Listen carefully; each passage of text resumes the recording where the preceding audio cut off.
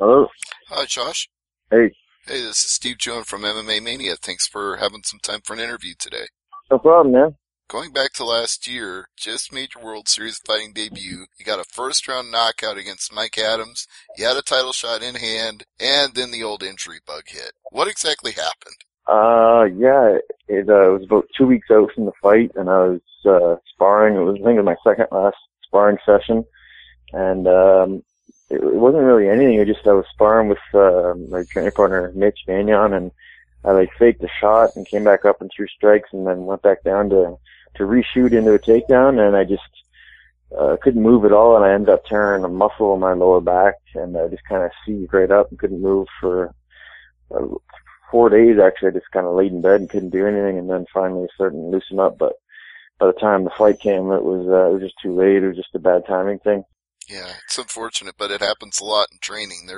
I can't even begin to count the number of main events that have fallen through in the last couple of years with an injury, so you're no exception to the rule there, but I know that had to be really disappointing for you to sit on the sidelines and know that you could have had that shot and you would have to wait for a while. Yeah, it sucks, and especially because the first half of the year, I kept getting, I was supposed to fight in March, and I got pushed to April, then May, and then I finally fought in June, and that was all just due to venue and scheduling issues with the company, but nothing I could control. But yeah, I wanted to get in as many fights as possible, and unfortunately that happened, and it is what it is.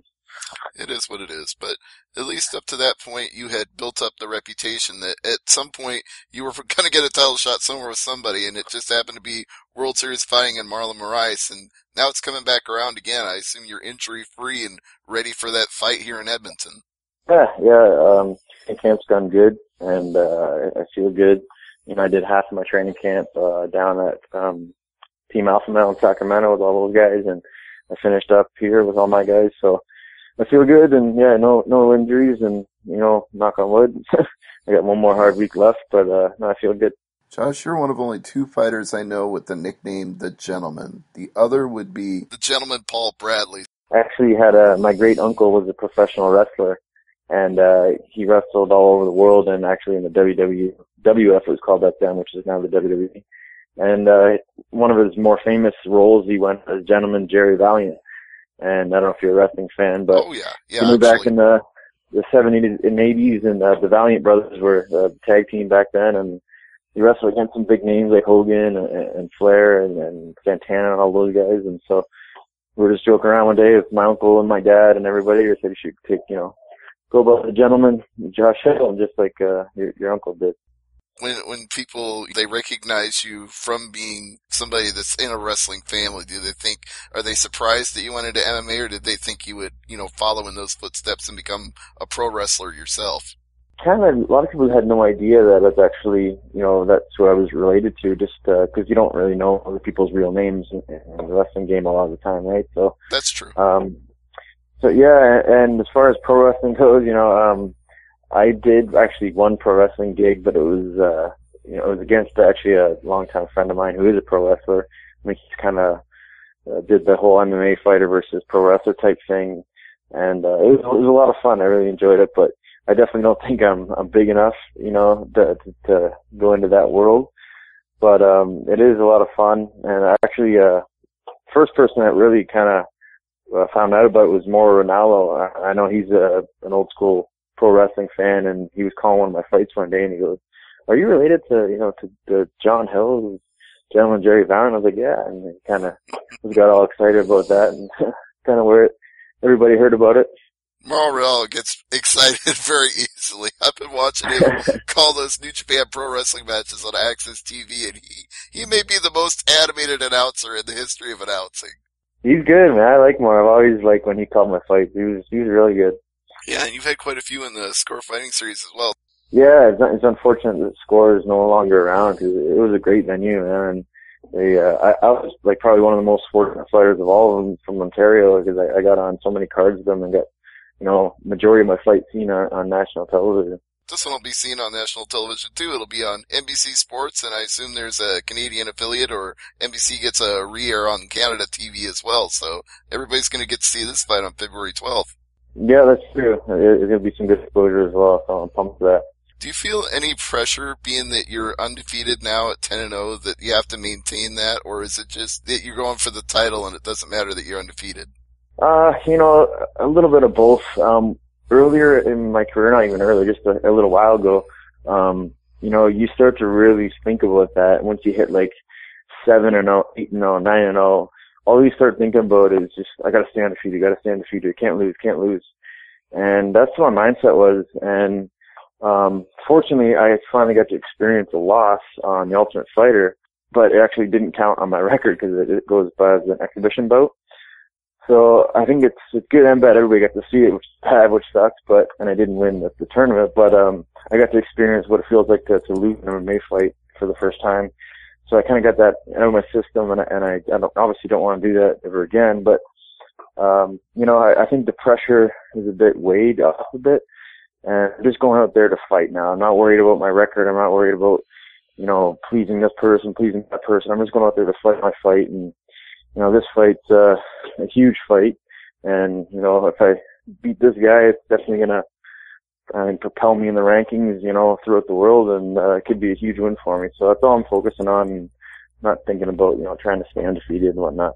Yeah. Well, speaking of the Ultimate Fighter, I guess, our fans will probably want to hear a little bit about what your experience was like on that show being part of Team Tate. So, like you said, you didn't win the tournament. It doesn't count on your official record, but talk about getting TV exposure, and you got a lot through that as well. Yeah, I'm glad I did it. It was really fun and such a cool experience. Like, I remember watching that show before I even started training, and, now then all of a sudden a few years later I'm on the show. So it was definitely pretty cool.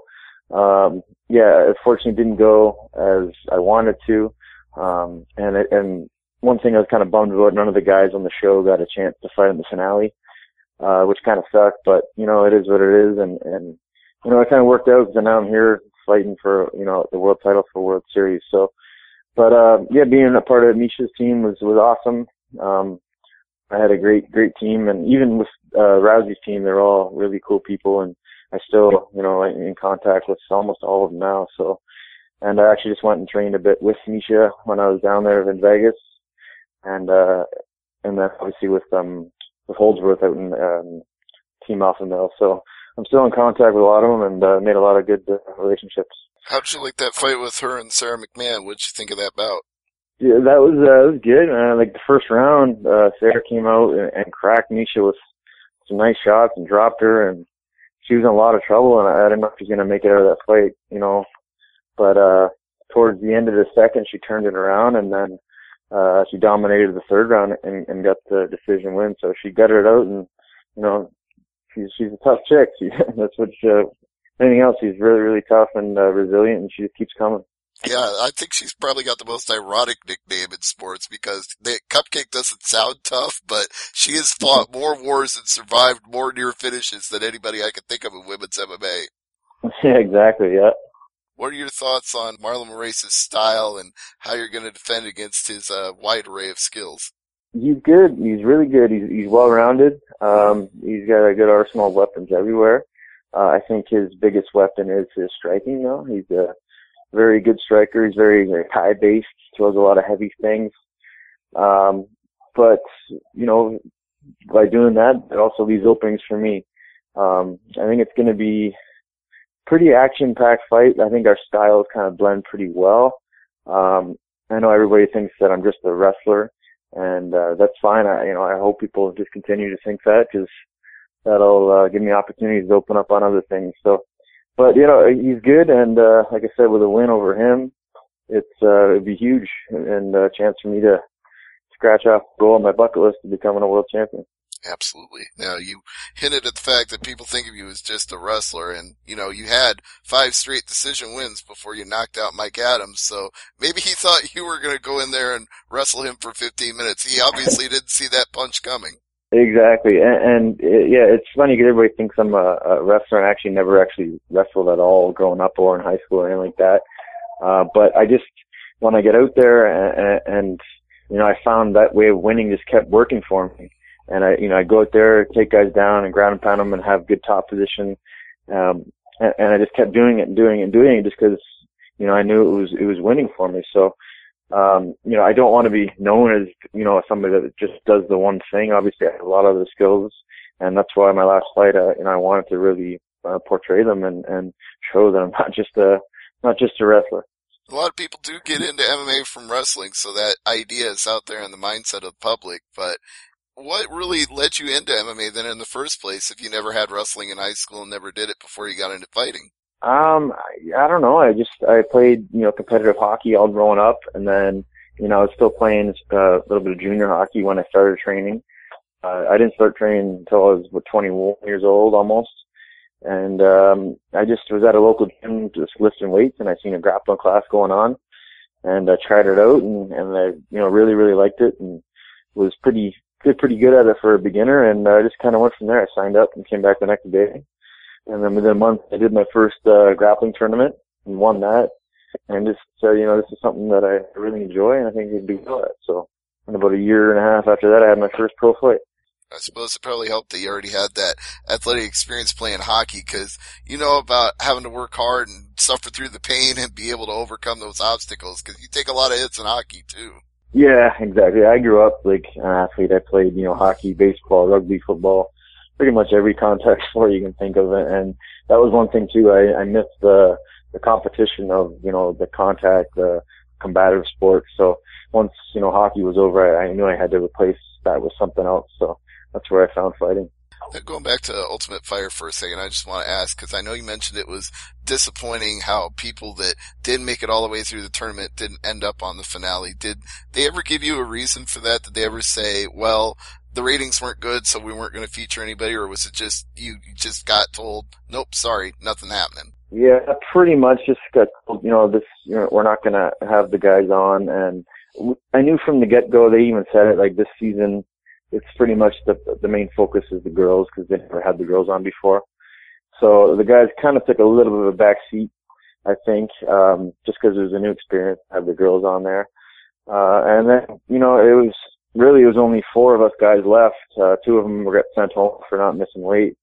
And, I figured, they'd have us 4 fight each other, but they ended up going a different way. And, it is, like I said, it is what it is, and that's how it worked out. Did you feel there was any little bit of irony there that Cody Bollinger ended up facing Marlon Moraes after, you mentioned he got sent home for not making weight, and then here he is in the main event taking your spot and not making weight for that either?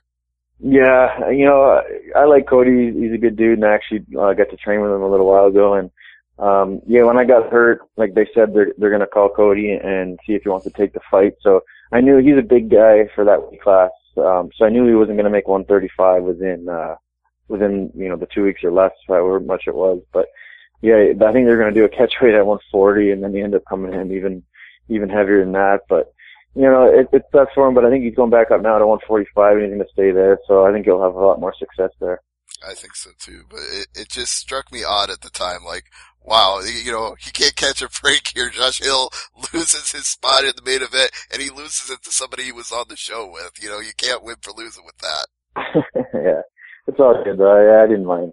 Yeah, but in general, I know I mentioned this to a couple other people I interviewed this week, but weight cutting, it seems to be an issue that's coming up over and over again, whether it's on the Ultimate Fighter or in a UFC main event or a co-main event or just anywhere in mixed martial arts these days, that we got guys over and over again missing weight. What are your thoughts on it? And do you think guys are just trying to cut down too far and not being sensible about their weight cuts, or do you think that it's just a lack of discipline? Depends on who the fighter is. Sometimes it is a lack of discipline, and sometimes it is just kind of crazy. Like, when I got into this, when I started fighting at 135, I was a big bantamweight. I thought I was a big guy for my division, and then come the Ultimate Fighter, and after, I see some monsters out there that are fighting at 135, guys walking around, 165, 170, cutting down to 135, which is pretty crazy, because, I walk around at about 150 pounds, and I thought I was big, but, it's getting really crazy, and I would be all on board if they, did CJ and everybody fight pretty much one weight class above what you're fighting at now, and it'd be more of a natural weight class. I'd be happy with that 100%, just because it would save me having to, cut weight. I can just pretty much weigh in at, 140, 146, very close to my walking around weight when I'm in training camp, and it'd be a lot easier on people. These guys doing massive cuts like you've seen that Gastelum on the weekend, missed weight pretty bad, and same with that Lineker, who's missed weight I don't know how many times now. So obviously either he's not doing it right or he's just too big for 125. I think he's too big for 125. I think Dana White is making him move up to bantamweight from this point on. Yeah, see, that's, it's, you're missing weight by 5 pounds too every time. It's obviously you're not right weight class.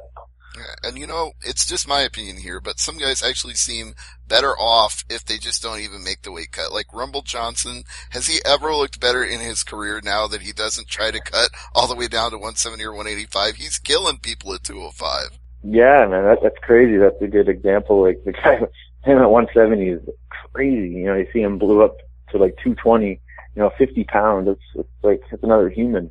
You're losing on it, and it's just too much. And you see him now at 205, and I think that's the perfect weight class for him because he's more close to his natural weight, and he doesn't have to do all that dieting and cutting and all that hard on his body. Now he's fighting healthy. Absolutely. And speaking of fighting healthy, what do you do to stay healthy after an injury? What's your preparation like? If I know you can't avoid injury because you got to train hard and that sort of thing happens when you're training, but how do you keep from, losing a spot in a main event for a second time? What's your discipline regimen like to avoid that? Overtraining, I think is key because when I first started, for the first couple of years of my career, I was, actually even up until recently, I was way overtrained. I just thought more was better. And I thought, I can't slow down because my opponent's going to be training harder than me and I just got to keep going. And that's a good mindset to have, having, the drive to train hard and stuff, but you got to be smart at the same time. And, days off of rest and recovery are just as important or more important, I think, now than a hard days of sparring or training. So I think you got to pick your times and your slots accordingly and listen to your body. If you're starting to feel overtrained, take a day or two off and then bring it back and you'll feel so much better once you do that. And, I've kind of learned that now and it definitely has helped this camp. I've trained really hard, taken a day off, take two days off and then train really, really hard, feel my body starting to break down again. And, it's definitely helped. And I guess that's just the longer you're in the sport, the more you'll realize that and the more you know, and just like anything in life. When you do take time off, what do you do to relax? Do you have a slice of pizza? Do you watch some pro wrestling on TV? What's a day off training like for you? Yeah, you named it. I usually do when I'm in training camp, I'll have one cheat meal a day, I wish, one cheat meal a week. And usually a Saturday after sparring, I'll go and, like I said, have some pizza or have a burger and fries or something like that. Something to ease my mind. I need it. And then, I'll just kind of relax, maybe go to the movies, hang out. I'll watch some pro wrestling, some Monday Night Raw, and, that's pretty much it. It's a lot of movies pretty much throughout my training camps. Yeah. I just wish Raw could go back down to 2 hours because as much as I like that show, that's a huge investment of time on a Monday. It is, man. You're sitting there from, 8 till 11 o'clock and it's so long. They should condense it down to 2 hours because, they got SmackDown now on Thursdays, so they should even it out, I think. Yeah, they really should because SmackDown actually becomes more watchable just by being shorter. Exactly, yeah. All right, Josh. Well, I appreciate the time today, and I want to give you a chance to throw out any plugs, as well as we'll mention the fact that it's going to be at the Edmonton Expo Center on February 12th and live on NBC Sports. But anything else you want to plug, Twitter, social media, teammates, sponsors, please go ahead. Yeah, thanks. You can follow me on Twitter, at Gentleman J Hill, and same thing on my Instagram and Facebook. You just look up my name. And thanks to all my sponsors. I got so many to name. Can't do it all in here, and all my gyms and teammates that help me out.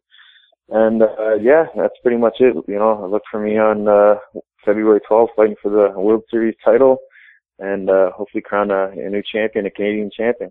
Right. Thanks for having me on too. I appreciate it. No problem. Thank you very much. And, we'll look forward to the fight. Have a good training camp and we'll see you on February 12th.